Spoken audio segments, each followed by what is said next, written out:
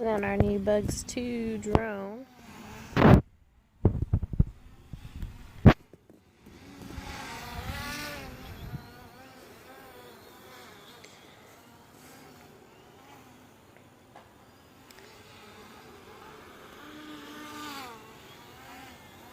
It's doing some pretty impressive turns right now. The return to home feature is pretty awesome because we're not pros at flying drones by no means.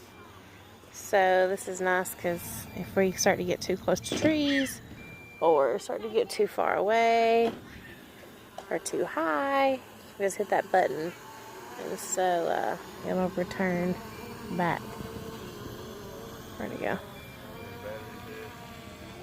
Looks like the battery is dying now. Now, he's been out here flying it for a while.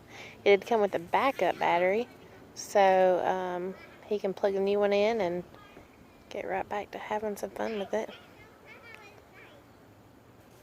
It's pretty easy setup. We watched a YouTube video, and they showed us how to calibrate it and all of that. And we just also put the included memory card into it, and we will check that out. It also came with